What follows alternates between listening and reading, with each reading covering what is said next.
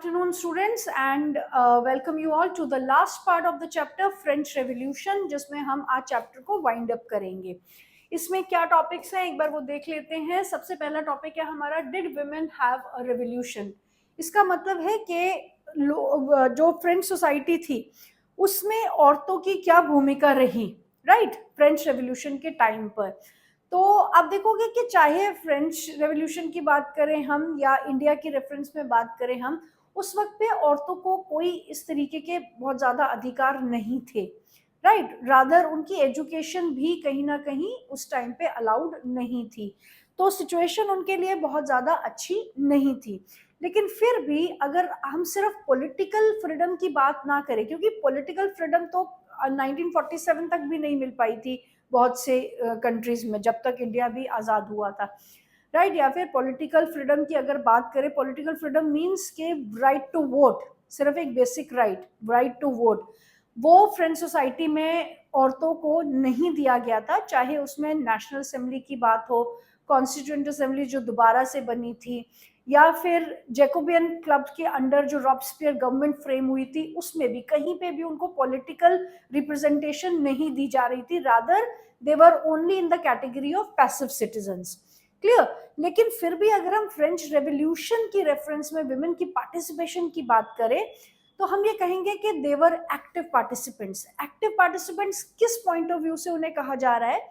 Active participants उन्हें इसलिए कहा जा रहा है क्योंकि जो फ्रेंच मेन फोक थे, जो वहां की मेल पॉपुलेशन थी, they were either busy in French revolution और they were busy as soldiers in civil wars. आपको पहले भी बताया ना मैंने कि बड़ी लंबे समय तक जो इनकी सिविल वॉर्स चलती रहती थी। तो जब उनके जो मेल पॉपुलेशन है वो वॉर्स को संभाल रही है, तो घर के कामकाज और छोटी छोटी अर्निंग्स की जो रिस्पॉन्सिबिलिटी थी वो फीमेल्स के ऊपर ही थी। इसलिए कहा जाता है कि देवर एक्टिव पार्टिसिपेंट्स, क्लियर। तो काफी हद तक अगर हम उनके अधिकारों की बात करें तो उनको कोई पॉलिटिकल राइट्स तो थे ही नहीं, दे वर पैसिव सिटीजन। लेकिन घर में भी उनकी कंडीशन कोई बहुत अच्छी नहीं थी।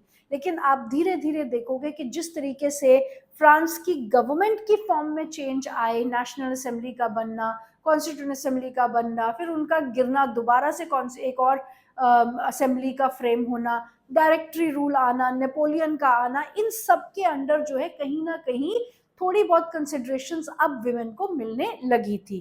तो उनके लिए काफी मतलब थोड़े से रिफॉर्म्स, पॉलिटिकल को छोड़ के उनके लिए कुछ एक रिफॉर्म्स को जो है इंट्रोड्यूस किया गया। तो वही हम इस पैराग्राफ में रीड करेंगे, राइट।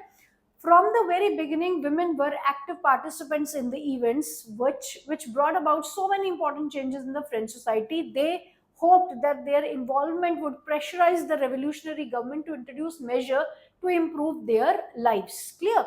कि उनका कहीं ना कहीं ये मकसद था कि अगर वो रेवोल्यूशन का हिस्सा बनेंगे, उनकी प्रेजेंस जो है वो गवर्नमेंट को नजर आएगी, तो शायद उनके लिए कुछ ना कुछ रिफॉर्म्स जो हैं इंट्रोड्यूस किए जाए। Most women of the third estate had work for living. They worked as a seamsters or laundresses, sold flowers, fruits and vegetables at the market, or were employed as domestic servants in the houses of the prosperous people. Most women did not have क्योंकि ये बाद में change होने वाला है, right, did not have access to the education or job or training. Only daughters of the nobles or the wealthier members of the third estate could study at the convent, after which their families arranged a marriage for them. अब तक की क्या situation थी कि क्योंकि main फोक जो है वो वॉर्स की सिचुएशन को देख रहे होते थे, तो जो औरतें होती थी घर पे वो छोटे छोटे काम करके, जैसे किसी के घर में डोमेस्टिक मेड के तौर पे, या फिर ड्राई क्लीनिंग की दुकान पे, या फिर फ्लोरिस्ट, इस तरीके के छोटे छोटे काम करके जो है अपनी फैमिली के लिए अर्निंग वो लेकर आती थी। जो बड़े और रईस या एरिस्टोक्रेसी फैमिलीज की डॉटर्स थी उनको पढ़ना अलाउड था, और एक समय के बाद उनकी जो है अच्छे घरों में शादी अरेंज कर दी जाती थी। जबकि पढ़ाई जैसे मैटर मिडिल क्लास या पुअर फैमिली की औरतों के लिए नहीं था, क्लियर। वो काम करती थी, इसलिए जाहिर सी बात है उनके पास पढ़ने के लिए समय भी नहीं था। Then working women also had to take care for their families, that is cook, fetch water, queue up for the bread, and look after the children. Their wages were very low than those of men. In order to discuss and voice their interest, women started their own political clubs and newspapers.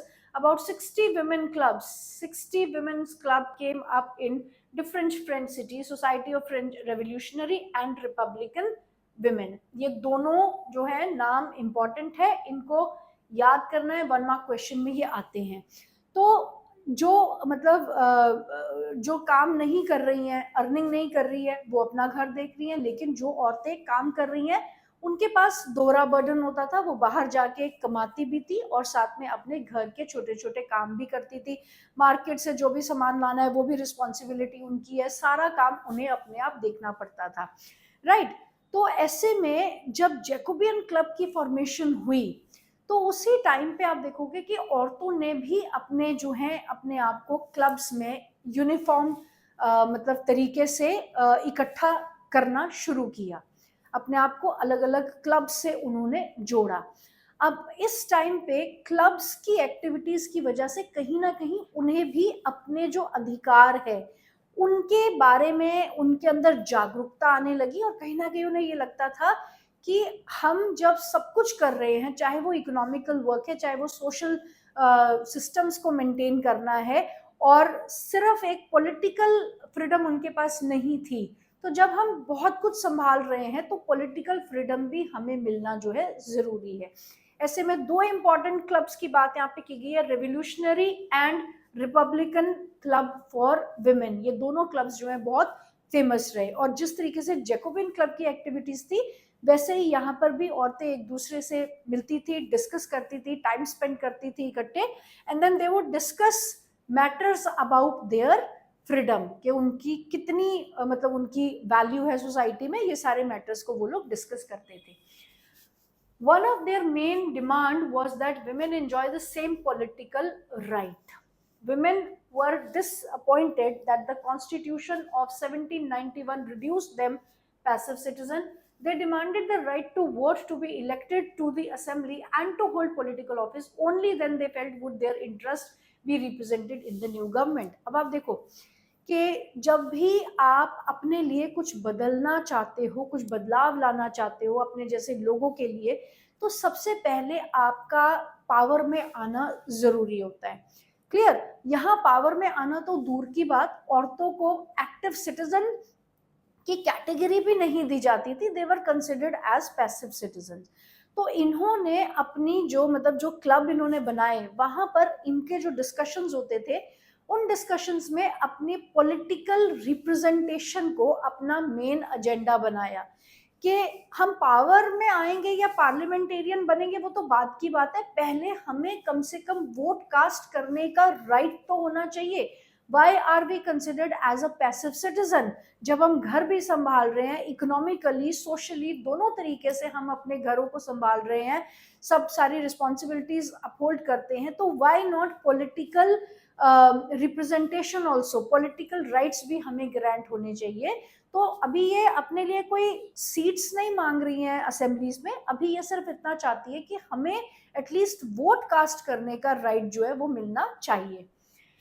In the early years, the revolutionary government did introduce laws that helped improve lives of the women. तो जब इनकी discussions वगैरह हुए, ये लोग highlight हुई, तो कहीं ना कहीं रेवोल्यूशनरी गवर्नमेंट ने इनके लिए कुछ एक छोटे बहुत चेंजेस लाए, लेकिन उसमें पॉलिटिकल राइट्स नहीं थे. Is it clear? कौन से चेंजेस लाए? जो आपका पिछला पैराग्राफ है, इसमें से आपका 5 मार्क्स का क्वेश्चन बनता है, that highlight the points or discuss the points or write the points highlighting the condition of women in France during revolution. Clear? और यहाँ से आपका जो है पॉइंट बनता है वो यहाँ पे 3 नंबर का 5 नंबर का क्वेश्चन बन सकता है कि क्या चेंजेस थे जो इनिशियली रेवोल्यूशनरीज ने विमेन की लाइफ को बेटर बनाने के लिए इंट्रोड्यूस किए. What were the changes introduced by the revolutionary government to make lives of women better in France? Right? तो क्या changes वो लेकर आए अब देखिएगा. Together with the creation of state schools, schooling was made compulsory for all the girls. Number one, कि जैसे schools की establishment हुई under governments के साथ में, जो एडमिनिस्ट्रेटिव रिफॉर्म्स आ रहे थे, जैसे जैसे गवर्नमेंट्स बनती गई, चाहे वो कॉन्स्टिट्यूएंट असेंबली थी चाहे नेशनल असेंबली थी, तो उन्होंने रिफॉर्म लाए सोसाइटीज में, उन्होंने स्कूल्स एस्टैब्लिश किए गर्ल्स के लिए, एंड इट वाज सेड कि अब से गर्ल्स की जो स्टडीज है वो मैंडेटरी है. Second, their fathers could no longer force them into marriage against their will. Second point है कि वो उनकी उनकी मर्जी के खिलाफ उनके फादर भी उनकी शादी नहीं करवा सकते थे. Third point, marriage was made into a contract entered into freely and registered under civil law. कि आज भी आप देखोगे ना कि हर चीज की रजिस्ट्रेशन होती है, जैसे डेथ की रजिस्ट्रेशन होती है, बर्थ की रजिस्ट्रेशन होती है, वैसे ही मैरिजेस भी रजिस्टर करवानी पड़ती है. तो ये एक लॉ बना दिया गया था कि पहले तो फादर फोर्सफुली नहीं शादी करवा सकते अपनी बेटी की, तो आप मैरिज एक ऐसा कॉन्ट्रैक्ट है दो लोगों के बीच में जिसमें आप फ्री विल मतलब अपनी मर्जी से आप एंटर कर रहे हो उस कॉन्ट्रैक्ट में, मतलब आप अपनी मर्जी से शादी कर रहे हो और आपकी वो शादी सिविल लॉ के अंडर रजिस्टर होनी चाहिए. Is it clear? This was the third law. Fourth है, divorce was made legal and could be applied for by both men and women. Fourth reform क्या था कि डिवोर्स को जो है वो लीगल कर दिया गया था, और डिवोर्स जो है मेल और female, that is husband and wife, दोनों अप्लाई कर सकते हैं. ऐसा नहीं था कि सिर्फ मेल है वो अपनी वाइफ को डिवोर्स दे सकता है. क्लियर? तो ये लॉ तो वैसे ही अनइक्वल हो जाता, right? So to make this law more equal, इसमें ये फैक्टर डाल दिया गया कि दोनों ही डिवोर्स अप्लाई कर सकते हैं if they are not happy, if either of them are not happy in their marriage. दोनों में से कोई भी अगर खुश नहीं है तो कोई भी डिवोर्स के लिए अप्लाई कर सकते हैं. तो ये 4 रिफॉर्म्स जो हैं आपने मेंशन करने हैं कि इनिशियली रेवोल्यूशनरी गवर्नमेंट ने क्या क्या रिफॉर्म्स इंट्रोड्यूस किए औरतों के लिए, right? Women could now train for jobs. This is the 5th one. They could become artists or run small businesses.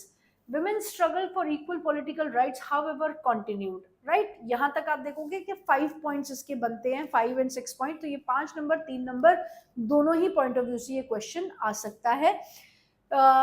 Women could now train for jobs and could become artists and run small businesses. अपनी मर्जी से वो कुछ jobs की training भी ले सकती थी और छोटे छोटे बिजनेसेस भी कर सकते थे. 5 पॉइंट्स है.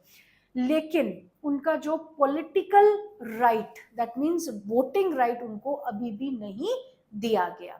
उनकी थोड़ी सी सोसाइटी में कंडीशन सुधर जाए इसलिए कुछ 5 या 6 रिफॉर्म्स जो है वो इंट्रोड्यूस किए गए, लेकिन पॉलिटिकल राइट उन्हें अभी भी नहीं दिया गया.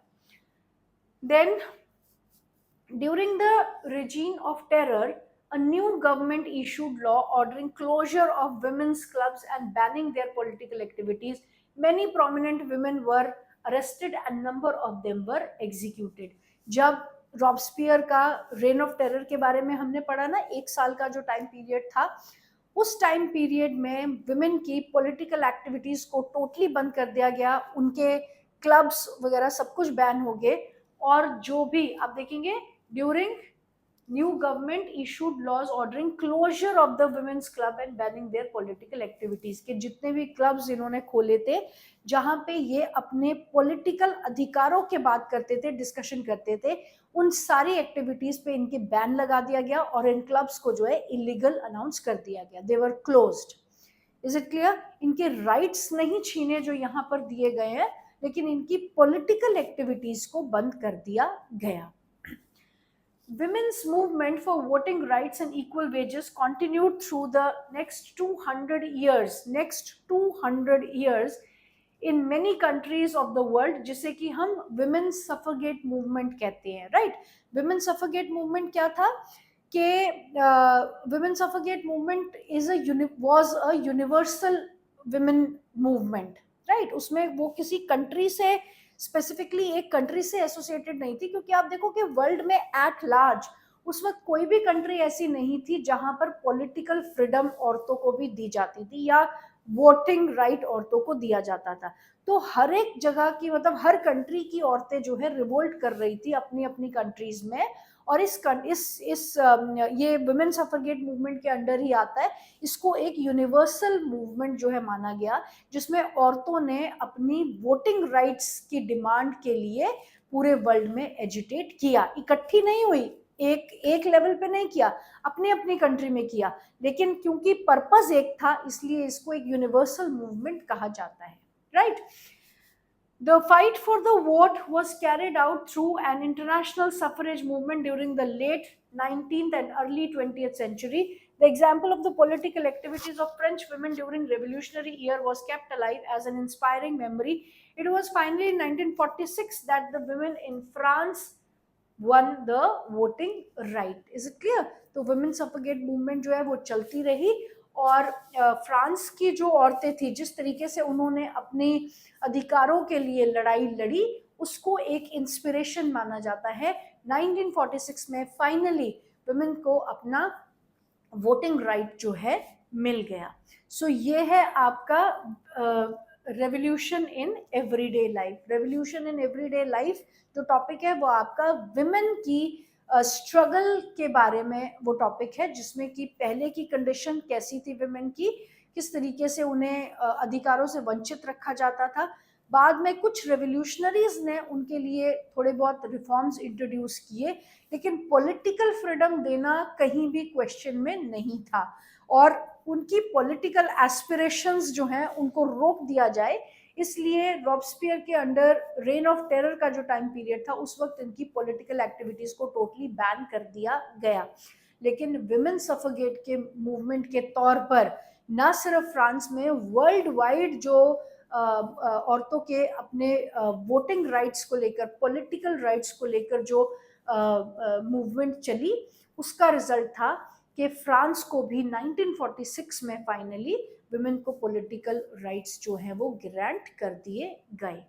Is it clear? सो जो नेक्स्ट टॉपिक है हमारा वो है the revolution and everyday life. Is it clear? इसमें हम कुछ इंपॉर्टेंट रिफॉर्म्स को देखेंगे जो कि लिटरेचर की रेफरेंस में आई। एक बार देख लेते हैं इसको किस तरीके से है ये। Can politics change the clothes people wear and language they speak और द बुक्स दे रीड?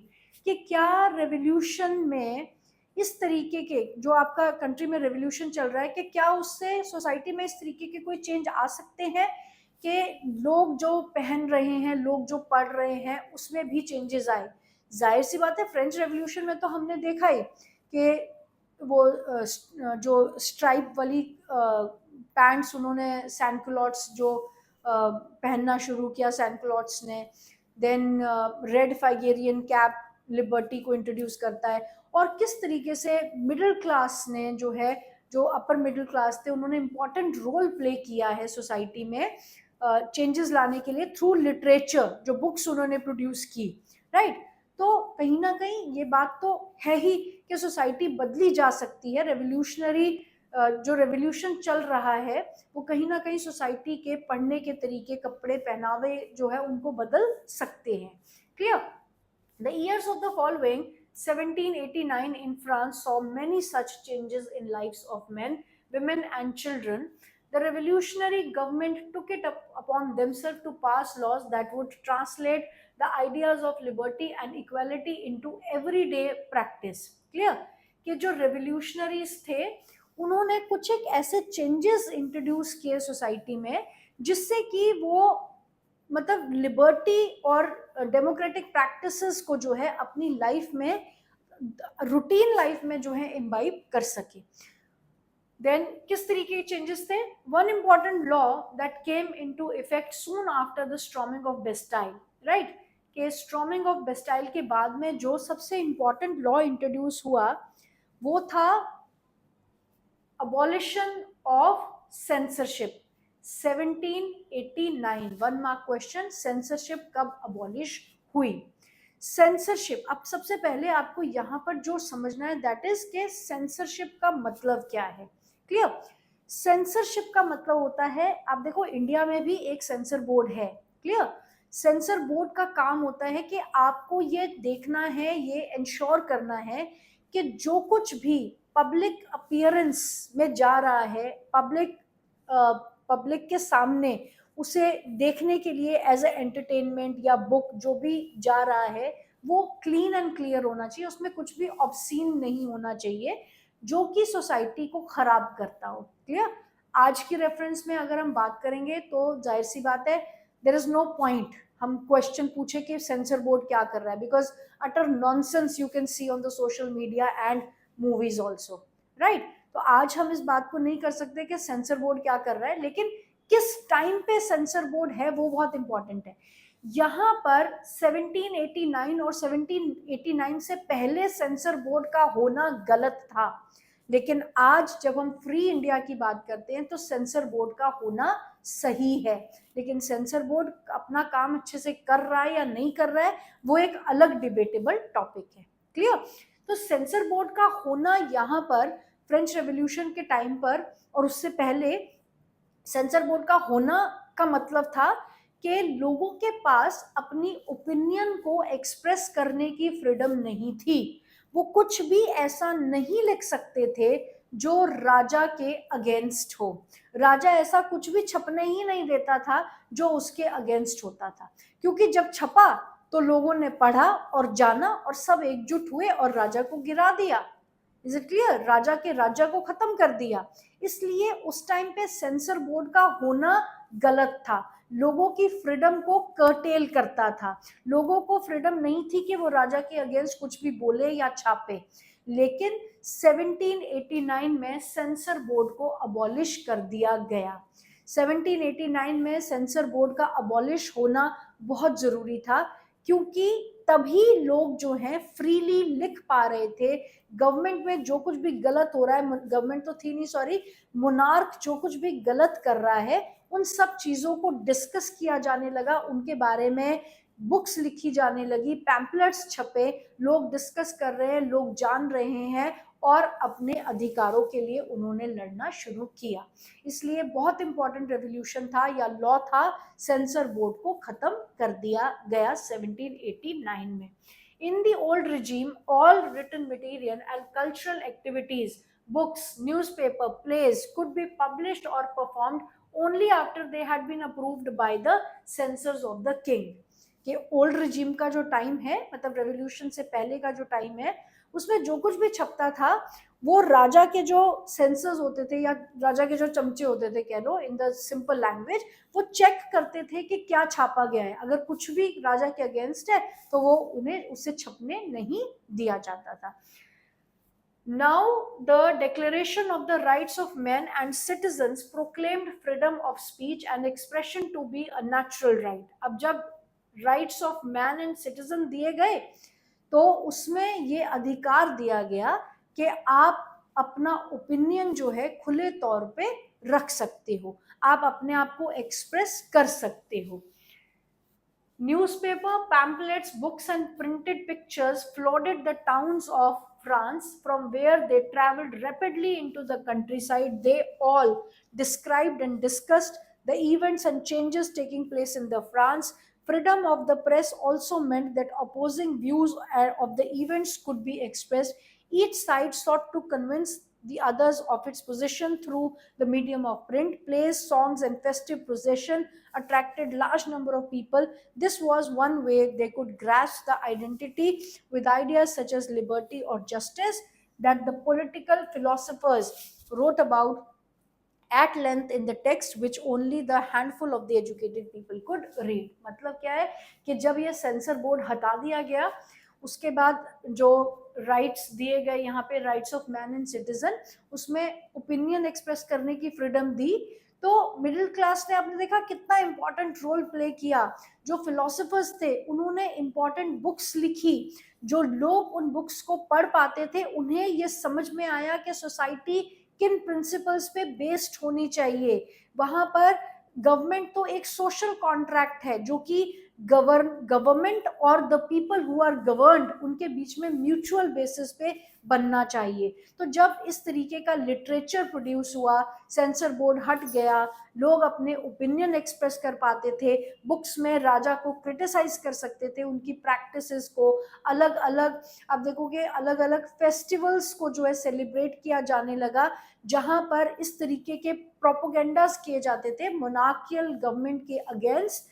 तो लोगों में जो है एक जागरूकता आई और कहीं ना कहीं उन्होंने अपने अधिकार की लड़ाई जो है वो एक एंड तक वो लोग पहुंचा पाए। तो सेंसर बोर्ड का ना होना फ्रेंच रेवोल्यूशन के टाइम पे बहुत इंपॉर्टेंट एक एस्पेक्ट था। लेकिन अगर हम आज करंट सिनेरियो की बात करें तो आज, क्योंकि आज डिस्पोटिक गवर्नमेंट नहीं है ना, ऑटोक्रेटिक गवर्नमेंट नहीं है, तो जो प्रेस है, मीडिया है, उनके पास एक फ्रीडम है, तो वो लोग फेयर तरीके से वो छाप सकते हैं जो सही है। तो आज जो है सेंसर बोर्ड का होना इसलिए जरूरी है ताकि एक क्लीन पिक्चर जो है पब्लिकली लोगों के सामने रखी जा सके।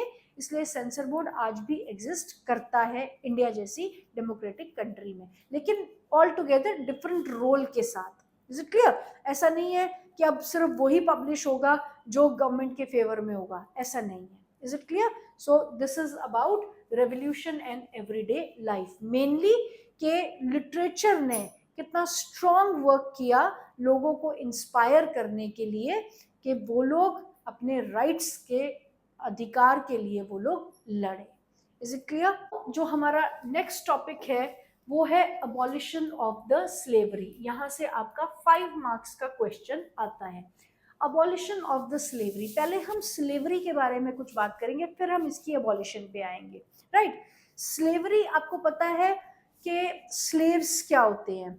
Slaves means the people who were too poor, बहुत गरीब लोग थे और उनको जो है बॉन्डेड लेबर के तौर पर, बॉन्डेड लेबर मीन्स के उनसे जबरदस्ती काम करवाया जाता था, क्योंकि उनके जो मास्टर्स होते थे वो उन्हें खरीद लेते थे, थोड़े से पैसे देकर उन्हें वो खरीद लेते थे और उसके बाद वो पूरा लाइफ उनसे जो है काम लिया करते थे। तो ऑब्वियसली रिच एंड जो influential people of the society है वो कभी भी बॉन्डेड लेबर के तौर पे नहीं बनेंगे, ना ही रिच कंट्रीज से कभी भी बॉन्डेड लेबर या स्लेव्स जो है वो गए। स्लेव्स जो है mainly it was a feature which was specific mainly to the colonised countries या फिर पुअर कंट्रीज। राइट? जहां पे मेनली कॉन्कर किया जाता था जिन कंट्रीज को, तो जब तक जो कॉन्करर है उसका राज उन कंट्रीज पे चलता था तब तक वहां से उनको एज अ उस कंट्री की जनता को एज अ स्लेव जो है वो लोग इस्तेमाल करते थे।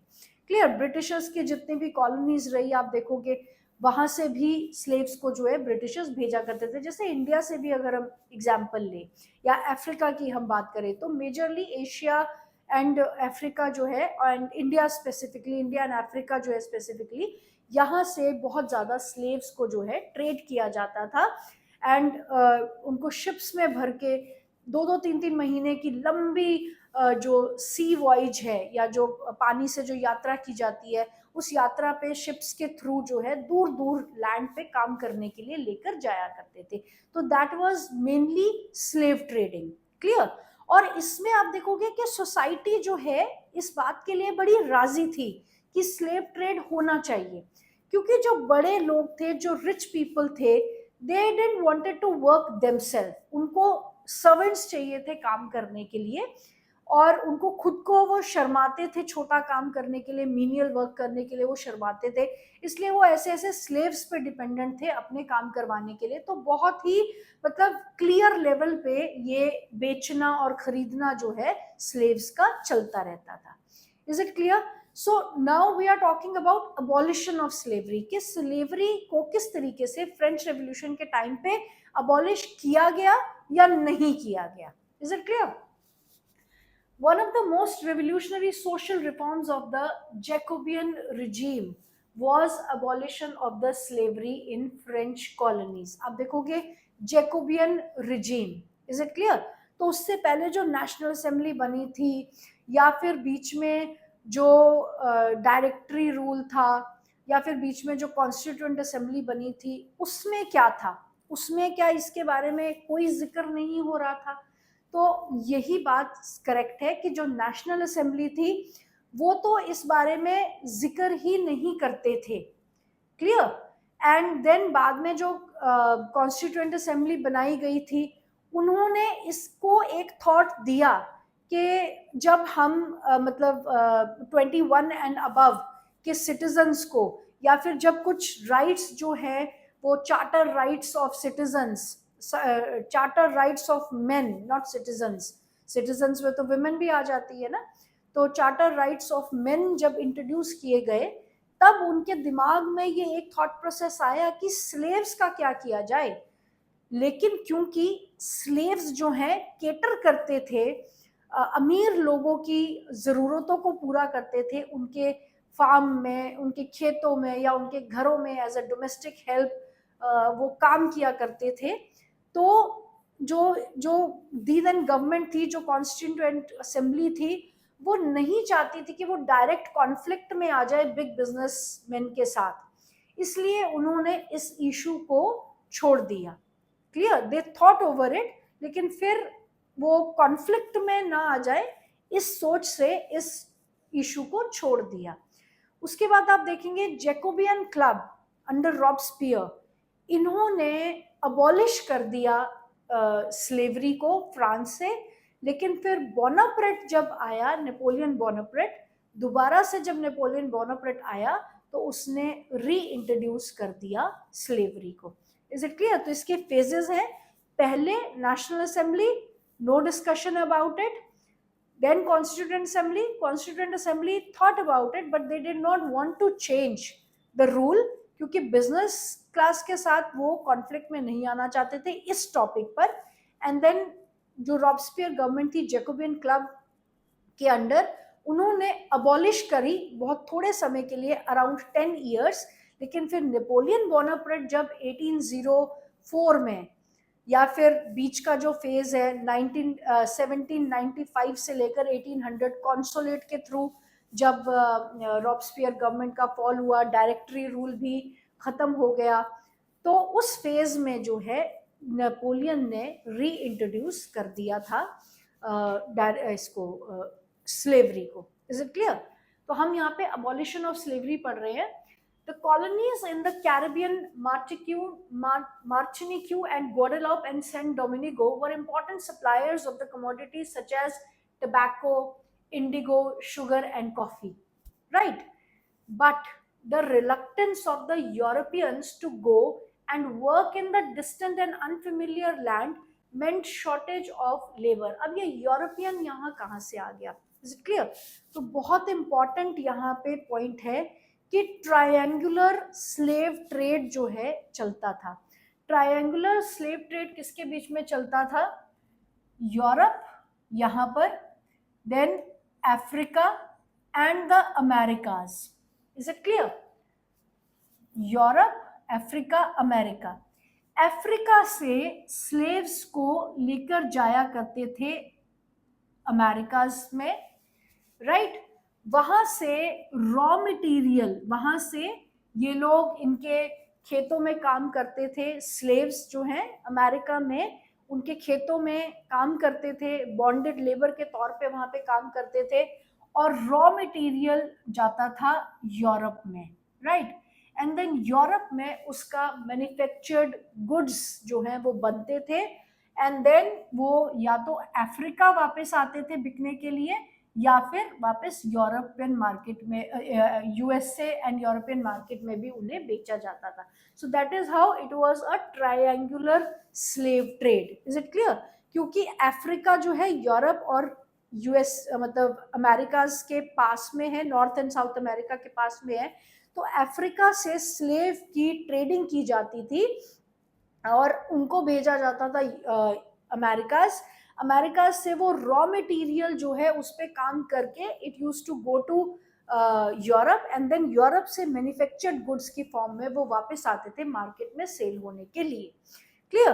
तो आपका जो फ्रांस है वहां पे हम जब मैप वर्क करेंगे तो उसमें मैं आपको बताऊंगी कि बॉर्डेक्स, पेरिस एंड नैंटीज, ये जो 3 लोकेशंस है, ये मेन लोकेशंस थी जहां से स्लेव्स को जो है कोस्टल एरिया के थ्रू, मतलब शिप ही होते थे ना उस टाइम, मेनली डिस्टेंट लैंड को अगर आपने ट्रैवल करना है तो शिप से होते थे।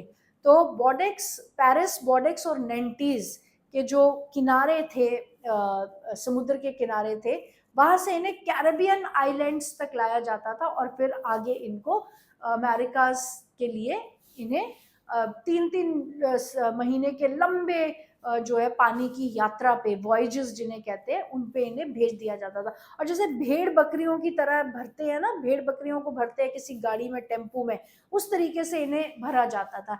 एंड देन कुछ अगर एग्रेसिव स्लेव्स होते थे तो उन्हें आप देखोगे कि चेनों से भी बांधा हुआ करता था।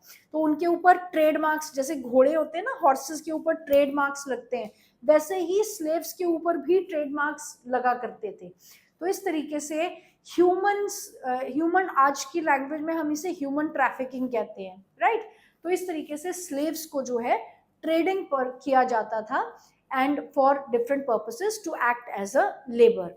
बट इसको अबॉलिश किया गया जैकोबिन क्लब के अंडर रॉब्सपियर गवर्नमेंट ने।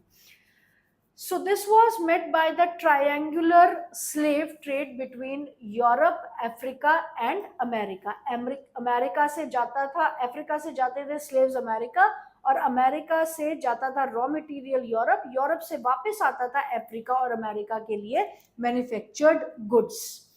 The slave trade began in the 17th century. One mark question है सारे। French merchants sailed from ports of Bordeaux, Nantes to the African coast where they bought slaves from the local chieftain. मतलब local जो ठेकेदार होते हैं उनसे जो है स्लेव्स ये लोग खरीदा करते थे। Branded and shackled, the slaves were packed tightly into the ships for 3 months long voyage. Branded मतलब उनकी ब्रांडिंग की जाती थी, और फिर ब्रांडिंग के तौर पे जरूरी नहीं है कि उन्हें टॉर्चर करके ऐसे स्टैंप लगती थी। ब्रांडिंग आप देखो कि उनको एज अ स्लेव आइडेंटिफिकेशन देने के लिए उनके ईयर पियर्सिंग भी होते थे। तो कोई ये भी कहता है कि ये ईयर पियर्सिंग जो है, कानों में जो पियर्स करवाते हैं, ये तभी से शुरू हुआ है, और ये स्लेव्स की पहचान होती है कि उनके कान, जिनके कान पियर्स्ड है वो स्लेव्स होते हैं, right? So the Atlantic to the Caribbean, they were sold to the plantation owners. The exploitation of slave labor made it possible to meet the growing demands of Europe in the market for sugar, coffee and indigo. Port cities like Bordeaux and Nantes owed their economic prosperity to the flourishing slave trade, right? तो मतलब क्या इस बात का कि जहां भी, मतलब आप देखोगे यूरोप में कितनी डिमांड थी शुगर की, शुगर और इंडिगो की और टी की, कॉफी की, तो ये प्लांटेशन वर्कर्स जो स्लेव थे, इनकी वजह से पॉसिबल हो पाया कि यूरोप की इंडस्ट्रीज जो हैं इतना ग्रो कर पाई। और फ्रांस की जो ये कोस्टल सिटीज थी, बॉर्डेक्स और नैंटीज जैसी, वहां पर वो भी बहुत फ्लोरिश कर रही थी just because of the slave trade. लेकिन इसको अबॉलिश कर दिया गया। Throughout the 18th century, there was little criticism of the slavery in France. Little means कोई जिक्र भी नहीं करता था इसका फ्रांस में 18th century में। National Assembly held long debates about whether the rights of the man should be extended to all the French subjects, including those in the colonies, but did not pass any laws, fearing the opposition from the businessmen whose income depended on the slave trade, right? जैसे मैंने आपको पहले बताया कि जितनी भी governments बनी वो चाहती थी, डिस्कस तो करती थी, लेकिन वो एक लॉ नहीं पास कर पाई, क्योंकि वो अमीर लोग जो थे सोसाइटी के, जो एरिस्टोक्रेसीज को छोड़ दो, उनके अलावा जो थर्ड एस्टेट के भी प्रॉस्परस लोग थे, उनके अगेंस्ट नहीं जाना चाहते थे, इसलिए कोई लॉ इसके बारे में पास नहीं किया गया। It was finally the convention which in 1794 legislated a free all slaves in France overseas possession। कि कन्वेंशन किसके अंडर बनी थी? जैकोबियन क्लब्स के अंडर। तो रॉब्सपियर गवर्नमेंट जो बनी थी, उन्होंने ये लॉ बनाया गया कि जितने भी स्लेव्स आपके अंडर काम कर रहे हैं, चाहे वो यहाँ काम कर रहे हैं, चाहे वो आपने किसी और कंट्री में भेजे हुए हैं, उनको आपको सबको फ्री करना पड़ेगा. This, however, turned out to be a short-term measure. 10 years later, सिर्फ 10 साल तक ये रूल जो है चलता रहा, और बाद में जब Napoleon rose to the power, reintroduced slavery, plantation owners understood their freedom as included the right to enslave African Negroes in pursuit of their economic interests. Slavery was finally abolished in France in 1804. Clear? 1848, sorry, not 1804.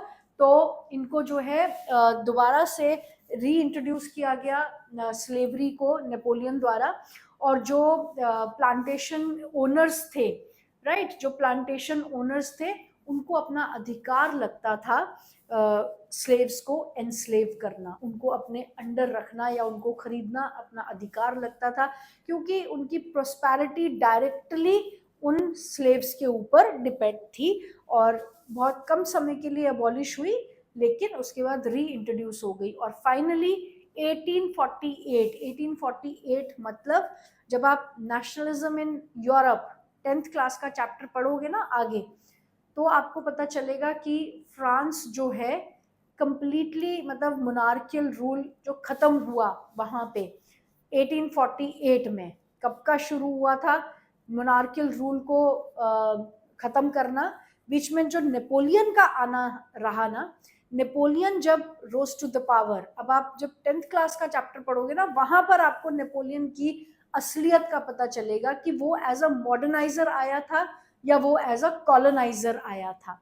तो Napoleon के जब मतलब Napoleon का and तो काफी पहले हो गया था, लेकिन फ्रांस ने जब कंप्लीटली अबॉलिश किया मोनार्की को 1848 में, तब जाके स्लेवरी को भी जो है खत्म कर दिया गया. Is it clear? तो एक बार 1794 में और उसके बाद 1848 में. तो इस टाइम पीरियड में 1794 से लेकर 10 साल तक बीच में स्लेवरी नहीं थी, लेकिन उसके बाद दैट मीन्स अराउंड 1804, क्योंकि 1804 is establishment of Napoleon as emperor. Napoleon ने 1804 में अपने आप को क्राउन पहना दिया. अपने अभी नेक्स्ट पैराग्राफ में हम पढ़ेंगे 1804 में, तो तब उसने इसको री इंट्रोड्यूस कर दिया. Is it clear? So this was abolition of slavery. दो नहीं, आगे जाना था. Yes, this was abolition of slavery. And then the last topic है हमारा कंक्लूजन. इस चैप्टर का कंक्लूजन हम करेंगे कि स्टॉर्मिंग ऑफ बेस्टाइल हुआ. स्टॉर्मिंग ऑफ बेस्टाइल के बाद एक रेवोल्यूशन जो है फ्रांस में चला, जिसको कि रोकना फ्रांस की जनता ने ठीक नहीं समझा, कि अगर वो रुक जाएगा तो जो चेंज हम सोसाइटी में लाना चाहते हैं, अगर वो लोग वहां रुक जाते स्टॉर्मिंग ऑफ बेस्टाइल पे, तो शायद फ्रांस में कभी रेवोल्यूशन आता ही नहीं. और आप देखोगे फ्रांस का जो रेवोल्यूशन था, सबसे पहले मैंने आपको इंट्रोडक्शन में बता दिया कि वो इतना इंपॉर्टेंट क्यों था. एक तो वो इसलिए इंपॉर्टेंट है क्योंकि पूरी वर्ल्ड हिस्ट्री उसके ऊपर डिपेंडेंट थी, कि जो फ्रांस से शुरू हुआ वो पूरे वर्ल्ड में फॉलो होता चला गया. आपकी जो डेमोक्रेटिक फॉर्म ऑफ गवर्नमेंट है, उसकी जो फाउंडेशन थी, वो कहीं ना कहीं फ्रेंच रेवोल्यूशन में देखने को मिलती है. एक बहुत बड़ी इंस्पिरेशन था French revolution. Is it clear? तो बीच में आपने देखा कि नेशनल असेंबली, पहले स्टेट जनरल थे, टैक्सेस उस तरीके से लगता था, फिर नेशनल असेंबली फ्रेम हुई, कॉन्स्टिट्यूएंट असेंबली फ्रेम हुई, फिर कन्वेंशन हुई, डायरेक्टरी लॉ हुआ, राइट. और फिर हमने लास्टली जो हमने जाना वो था कि Napoleon rose to the power, जब डायरेक्टरी रूल भी फेल हो गया. डायरेक्टरी रूल ऑलमोस्ट आप देखोगे उसका एंड हुआ था कहीं ना कहीं 1794-95 में. तो बीच का जो ये 6-7 सालों का टाइम पीरियड है, उसमें भी नेपोलियन ने ही रूल किया, लेकिन नेपोलियन ने रूल किया कॉन्सुलेट के थ्रू. Is it clear? और 1804 में नेपोलियन ने अपने आप को क्राउन कर दिया as a emperor of France. तो हम यहाँ 1804 से पढ़ेंगे. आपके मन में क्वेश्चन आना चाहिए कि 1804 में अगर हम उसने क्राउन किया, तो बीच का टाइम पीरियड क्या था? बीच का टाइम पीरियड था he ruled through consulate. Is it clear? So 1804, Napoleon Bonaparte crowned himself as Emperor of France. he set out to conquer neighboring European countries, dispossessing dynasties and creating kingdom where he placed members of his own family. Clear? तो जब अब Napoleon जब emperor बन के आया, France का emperor बन के आया, तो उसने अपने आप को सिर्फ फ्रांस तक ही सीमित नहीं रखा. जब आप 10th क्लास में पहुंचोगे तो आपको ये मतलब ये वाला जो फेज है, नेपोलियन वाला जो फेज है, आपका जो चैप्टर है वो यहीं से शुरू होता है. 10th क्लास का चैप्टर ही यहाँ से शुरू होता है. क्लियर? एक इंट्रोडक्शन के बाद एक फेडरिक सोयू की पिक्चर आएगी, उसके बाद यहीं से स्टार्ट होता है Napoleon rising to the power. Napoleon France से बाहर किस तरीके से गया. तो नेपोलियन जब यहाँ पे एम्परर के तौर पे उसने अपने आप को एस्टैब्लिश किया, उसे ये लगता था कि ही इज अ मॉडर्नाइजर. वो एडमिनिस्ट्रेशन सिस्टम को बदल रहा है, नए नए रिफॉर्म्स इंट्रोड्यूस कर रहा है. उसने उसने मोनार्कियल रूल को रीएस्टैब्लिश किया था, लेकिन पहले वाला मोनार्कियल रूल और अब वाला मोनार्कियल रूल एक दूसरे से बहुत अलग था. तो वो अपने आप को कहीं ना कहीं एज अ चेंज दिखा रहा था कि भाई मैं जो हूँ, मैं वर्ल्ड में एक चेंज लेकर आ रहा हूँ. फ्रांस में मैंने एक चेंज लाया है, और इस चेंज को मैं सिर्फ फ्रांस तक ही नहीं सीमित रखना चाहता, मैं इस चेंज को पूरे यूरोप में फैला दूंगा. क्लियर? तो पहले लोगों ने उसका बड़ा वेलकम किया क्योंकि उसके रिफॉर्म्स बहुत अच्छे थे, लेकिन बाद में उसके जो एक्चुअल मोटिव थे वो कहीं ना कहीं लोगों के सामने आ गए. इसीलिए यहाँ पे लिखा हुआ है dispossessing dynasties and creating kingdom where he placed members of his own family. Right? Napoleon saw his role as a modernizer of Europe. He introduced many laws. तो उसने अपने आप को as a moderniser of Europe के तौर पे जो है पेश किया कि मैं सिर्फ फ्रांस तक सीमित नहीं रहूंगा, मैं अपने रिफॉर्म्स को फ्रांस से बाहर भी लेकर जाऊंगा. राइट? तो पहले क्योंकि उसके रिफॉर्म्स अच्छे थे तो लोगों को बड़ा अच्छा लगा, लोगों ने उसे वेलकम किया, लेकिन बाद में उसको एज अ मॉडर्नाइजर के बजाय उसको एज अ कॉन्करर देखा गया. Clear? So he introduced many laws such as protection of private property and uniform systems of weights and measures provided by the decimal system. Initially, many saw Napoleon as a liberator who would bring freedom for the peace for the people, but soon the Napoleonic armies came to be viewed everywhere as invading forces. Clear? उसने जो reforms introduce किए जैसे कि uniform weights and measures and protection of private property. Protection of private property का मतलब है कि आप अपने लिए प्रॉपर्टीज जो हैं, प्राइवेट प्रॉपर्टीज रख सकते हो, लेकिन अगर आपने उस प्रॉपर्टी को इलीगल तरीके से नहीं कमाया है तो. क्लियर? एंड सेकेंड लॉ था उसका यूनिफॉर्म वेट्स एंड मेजर्स. आप 10th क्लास में और इसके बारे में पढ़ोगे, लेकिन यहाँ मैं आपको सिर्फ एक बात बताती हूँ कि यूनिफॉर्म वेट्स एंड मेजर्स का होना बहुत जरूरी है. यूनिफॉर्म वेट्स एंड मेजर्स का मतलब है कि जो आपके तोलने वाले जो यूनिट्स होते हैं ना, किलोग्राम, ग्राम में इतना आएगा, वो जो है उनका यूनिफॉर्म मतलब सेम होना बहुत जरूरी है. वरना आप देखोगे कि 5 रुपए में कहीं किसी जगह तो 1 किलो में इतना सब कुछ आ रहा है, और अगर यूनिफॉर्म नहीं है आपके मेजरिंग के यूनिट्स तो 5 रुपए में कहीं तो इतना आ रहा है और कहीं पर इतना आ रहा है. तो आपको ट्रेडिंग करना जो है मुश्किल होता है, बिजनेस नहीं कर सकते, आप सिर्फ अपने एरिया तक ही सीमित रह जाओगे. लेकिन हम तो इंटरनेशनल ट्रेड और ग्लोबलाइजेशन की बात कर रहे हैं, तो अगर यूनिफॉर्म नहीं होगा, 1 किलो में जितना एक जगह आता है उतना ही दूसरी जगह भी आना चाहिए. तो ये मतलब होता है यूनिफॉर्म वेट्स एंड मेजर्स का. तो ये बहुत इंपॉर्टेंट रिफॉर्म्स थे जो नेपोलियन ने इंट्रोड्यूस किए और लोग बड़े इम्प्रेस थे. तो उसे एज अ लिबरेटर देखा जा रहा था कि ये हमें आज़ादी दिलाएगा. लेकिन धीरे धीरे जब उसकी आर्मी जगह जगह पहुंचती चली गई तो उसे एज अ लिबरेटर नहीं, उसे सून he and his army was seen as invading forces, कि दूसरों की डायनेस्टीज को जबरदस्ती कैप्चर वो लोग कर रहे थे और अपना एक्सटेंट जो है वो बढ़ा रहे थे, अपना किंगडम का एरिया वो बढ़ाते जा रहे थे. Clear? He was finally defeated at Waterloo in 1815 और वाटरलू की बैटल में 10th क्लास में और आपको पता चलेगा कि ये 3 कंट्रीज जो हैं कंबाइंड हुई यहाँ पे वाटरलू की बैटल में फाइनली इन्होंने नेपोलियन को हरा दिया. Then many of his measures that carried a revolutionary ideas of liberty and modern laws to the other parts of the Europe had an impact on people long after Napoleon had left. Clear?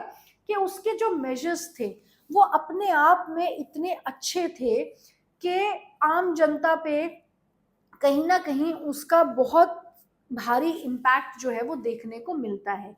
और even rulers जो थे उन्होंने भी उसके reforms और measures को अपनाया.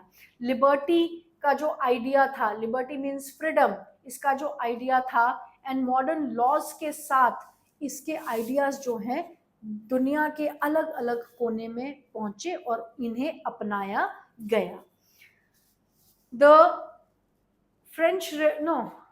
the ideas of liberty and democratic rights were the most important legacy. Ideas of liberty and democratic rights were the most important legacy of French Revolution. These spread from France to rest of the Europe during the 19th century, where feudal systems were abolished. Colonized people reworked the ideas of freedom from bondage into their movement to create a sovereign nation state. Tipu Sultan and Raja Ram Mohan Roy are two examples of individuals who responded to the ideas coming from revolutionary France. तो कौन से इनके main idea थे जो French revolution से travel हुए?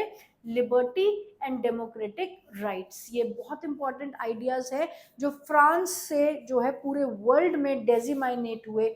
बहुत सी country थी जहां पे फ्रांस की देखा देखी अपनी फ्यूडल प्रैक्टिसेस को जो है खत्म कर दिया गया और फ्रांस से इंडिया ने भी बहुत इंस्पिरेशन ली. जैसे कि यहाँ पे एग्जाम्पल दिया हुआ है राजा राम मोहन रॉय. आपको पता है ना, बहुत इंपॉर्टेंट रिफॉर्मर है जिन्होंने बहुत सारे सोशल जो इवल्स थे सोसाइटी में उनको खत्म किया.